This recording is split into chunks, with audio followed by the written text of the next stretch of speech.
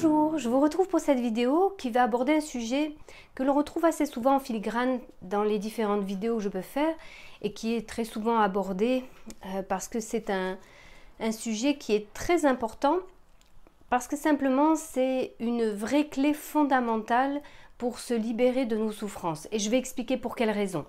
Il s'agit de l'acceptation. Alors, on va voir ce que c'est, ce qu'on entend par là, et puis surtout pour quelles raisons c'est une vraie clé de libération de nos souffrances.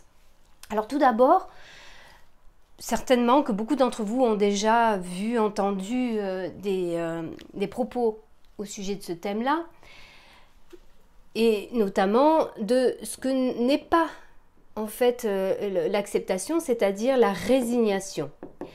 La résignation, eh bien, effectivement, on pourrait...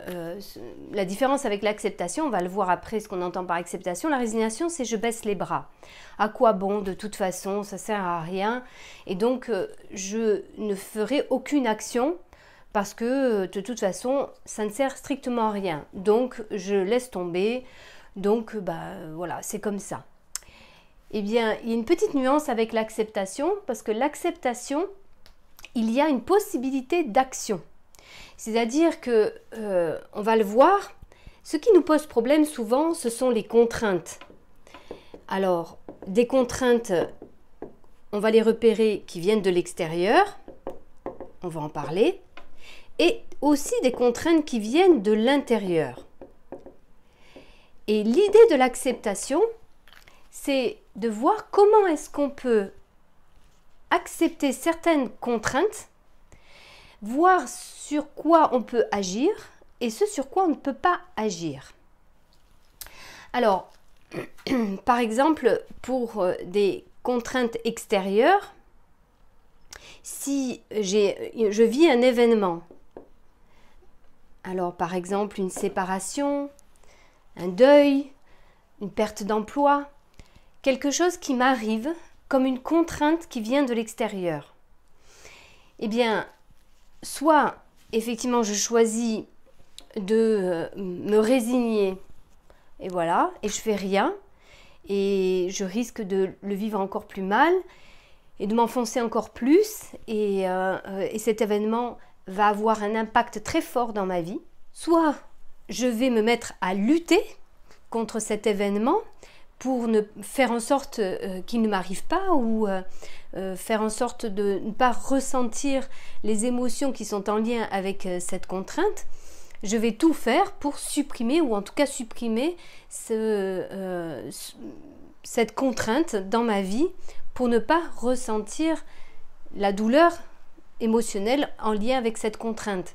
Donc par exemple, si une personne souhaite se séparer de moi, eh bien, dans mes comportements, parce que c'est juste insupportable, je vais lutter contre ça et tout faire, mettre tout en œuvre pour que la personne ne me quitte pas, par exemple. Et là, on voit qu'il y a quelque chose qui n'est pas juste dans ce que l'on vit, si effectivement la personne, eh bien, ne nous aime plus, par exemple. Soit je décide d'apprendre à accepter cette contrainte qui m'arrive dans ma vie. Et non seulement je vais apprendre à accepter ce qui est, parce que dans l'acceptation, il s'agit bien de ça, accepter ce qui est, du fait d'une non-possibilité d'agir sur quelque chose qui me vient de l'extérieur, dans ma vie. Et en acceptant ce qui est, je vais pouvoir accepter aussi, parce que c'est aussi ça l'acceptation, l'aspect émotionnel en lien avec cet événement. Voilà, tout ce qui est l'aspect émotionnel, parce que la plupart du temps, ça commence par là. Nous n'acceptons pas d'avoir des émotions en lien avec des choses qui nous arrivent. Et ça commence par, justement, l'acceptation commence par là. Si je lutte contre mes émotions, contre l'événement, je ne vais faire que l'aggraver. Je vais avoir une double peine. L'événement, je ne peux pas agir dessus, admettons un deuil, je perds un être cher, je ne peux pas agir sur cette situation, mais le fait de ne pas l'accepter, alors on va voir que c'est tout un processus, on est bien d'accord, mais le fait de ne pas l'accepter, eh bien, je vais rajouter de l'émotion sur l'émotion liée à la situation. Et donc, l'idée, c'est justement dans un premier temps d'accepter l'émotionnel. Je vous fais un bref petit rappel. C'est que l'émotion, rappelez-vous, elle fait ça, jamais ça, elle fait ça, jamais ça, et elle fait ça. Si bien que si j'accepte d'être traversée par une émotion douloureuse, très difficile, très désagréable, mais que j'accepte effectivement qu'elle me traverse, alors elle va se réguler naturellement. Et plus elle va se réguler, plus je vais m'y habituer et plus elle va diminuer en intensité. Alors que si dès qu'elle monte, hop, je mets en place tout de suite un comportement pour vite la supprimer. Effectivement, à court terme, ça va fonctionner. Mais à long terme, jamais. Au contraire, il va y avoir des conséquences au fait de vouloir toujours supprimer les émotions. Donc l'acceptation, c'est déjà commencer par accepter les émotions qui nous traversent du fait de contraintes extérieures. Et ces émotions, eh bien, elles vont surtout être en lien avec la colère. Quand on n'accepte pas, quand on vit quelque chose qui nous agace, eh bien ça peut nous mettre effectivement en colère. Il y a quelque chose qui n'est pas comme on voudrait. Ou la tristesse. Ou ça peut être les deux combinés. Et rappelez-vous que ces deux choses-là sont en lien avec ce que j'ai souvent appelé la frustration. C'est-à-dire que je voudrais que les choses soient comme ça. Voilà, moi, les autres, l'environnement et l'avenir. En réalité, elles sont comme ça. Et l'écart entre les deux va générer toutes nos frustrations qui vont donc générer colère et tristesse. Et donc le fait de ne pas accepter cette situation, cette réalité, parce que je la veux comme ça et je vais agir en fonction de ça, eh bien, va me créer mes souffrances.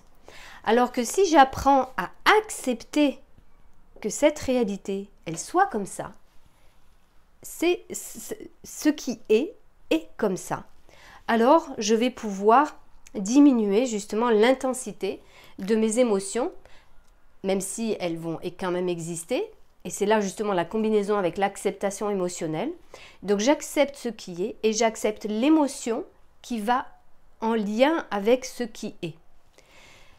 Ça, c'est pour tout ce qui va être contrainte extérieure. On va en fait, si je dois approfondir, créer un espace dans lequel on va pouvoir trouver une certaine liberté de choix par rapport à une contrainte que l'on ne choisit pas. C'est-à-dire que, je reprends l'exemple d'une séparation, un deuil, une perte d'emploi, eh bien, cette contrainte-là qui m'arrive, j'ai le choix à l'intérieur de moi, soit de m'effondrer, de ne pas accepter, d'être frustrée, de lutter contre ça. Non, ce n'est pas comme ça. On va voir d'ailleurs que du coup, on est dans des comportements de contrôle. On ne veut pas. Alors, soit en amont, parce qu'on a déjà peur que ça arrive, soit au moment où ça se passe, soit effectivement après. Avec l'exemple du deuil, je peux en amont être dans la peur qu'il m'arrive quelque chose comme ça et donc essayer de tout contrôler pour pas que ça m'arrive. Au moment même où ça se passe, je vais essayer de contrôler mes émotions, soit en agissant, je vais être en hyperactivité, soit en prenant des médicaments, soit... Et par la suite, en faisant en sorte que les choses ne m'arrivent plus, alors je vais encore plus contrôler. Et donc ce que j'expliquais, c'est que cet espace, c'est soit je m'effondre, et donc je ne suis que dans mes émotions, et je vais très mal vivre cette situation et je vais avoir du mal à m'en remettre, soit j'apprends peu à peu à accepter que cet événement, cette contrainte dans ma vie fait partie de ma vie, fait partie de la vie, et donc peu à peu je vais apprendre à accepter tous ces événements qui peuvent m'arriver et qui ne sont pas comme je voudrais. Et en allant encore plus loin dans l'acceptation, il y a quelque chose pour moi d'encore plus important, c'est que finalement, ce qu'on peut appeler les contraintes qui viennent de l'extérieur, eh bien, elles sont en fait pas là pour rien. Elles ont du sens. S'il m'arrive ça dans ma vie, c'est parce que je dois comprendre quelque chose. C'est précisément cet événement qui va me faire évoluer dans ma vie. Parce que quand on regarde avec le recul les choses qui se sont produites dans notre vie, eh bien on peut constater que même les choses les plus douloureuses, elles ont eu un sens, elles nous ont permis de comprendre certaines choses et d'agir en fonction justement de ce que l'on avait vécu, de cette expérience-là. Donc pour moi, vous voyez, l'acceptation est une vraie clé parce qu'elle nous permet de comprendre l'ensemble en fait de tous les événements qui peuvent se produire dans notre vie et du coup, en l'acceptant, en le comprenant, j'ai envie de le dire plutôt comme ça, eh bien nous pouvons l'accepter parce que ça a du sens. Pour ce qui est des contraintes intérieures, alors ça finalement c'est encore plus facile entre guillemets, quoique les contraintes intérieures ce sont toutes les croyances en fait, il faut que je fasse comme ceci, il faut que je fasse comme ça, parce que si je ne fais pas comme ça, eh bien je vais perdre l'amour, je vais perdre l'amitié, je vais perdre la reconnaissance. Et là, une fois de plus, c'est quelque chose dont on peut se libérer. Et je dis plus facile entre guillemets, parce qu'en effet, parfois, c'est un peu compliqué de se libérer de certaines croyances que l'on a construites depuis fort longtemps et des schémas comme ça, mais on a quand même encore plus le choix intérieurement. Alors que quand la contrainte vient de l'extérieur, là, on n'a pas du tout le choix. Là, à l'intérieur, on a le choix de se rendre compte que mais non, mais là, c'est mon schéma qui me fait fonctionner comme ça. Je peux donc me libérer de ce schéma. Certes, il y a des choses à faire pour s'en libérer, mais je peux tout à fait me libérer de ça. Donc là, j'allais dire, c'est encore plus important de repérer qu'on a encore plus la liberté de se libérer de cette contrainte intérieure qui peut nous faire souffrir. Alors, une dernière petite chose, eh bien, ce qui va être important, on l'a vu, c'est que cette notion, donc, elle est bien associée au lâcher-prise. Je disais, donc, il y a comment on voudrait que ce soit, comment je voudrais être, comment je voudrais que les autres soient, comment je voudrais que mon environnement et l'avenir soient. Et comme je disais, eh bien ça, c'est la réalité. Et donc, l'écart entre les deux, c'est ça qui est difficile à accepter, c'est de ne pas accepter cette réalité. Mais il y a une petite chose, alors donc on a vu que si on veut faire ça, on va avoir des comportements de contrôle, de rigidité pour faire en sorte que ça n'arrive pas dans notre vie. Et comme je viens de l'expliquer, l'idée c'est plutôt d'aller dans l'autre sens, d'être dans l'acceptation de cette réalité. Et l'acceptation, ça ne veut pas dire donc ne rien faire, c'est ce qu'on a vu. Il y a donc deux questions à se poser, c'est est-ce que je peux agir ? Est-ce qu'il y a quelque chose que je peux faire là, dans la situation? Et si oui, je le fais. Et sinon, donc si oui, j'agis. Et finalement, si non, je ne peux pas agir, alors là, je suis dans l'acceptation par le lâcher-prise. Je lâche prise, donc je ne tente pas de faire quelque chose, je lâche parce que de toute façon, je sais que je ne pourrai pas agir sur cette situation. Et rappelez-vous que c'est souvent le mental qui veut que l'on contrôle, qui n'accepte pas cette réalité.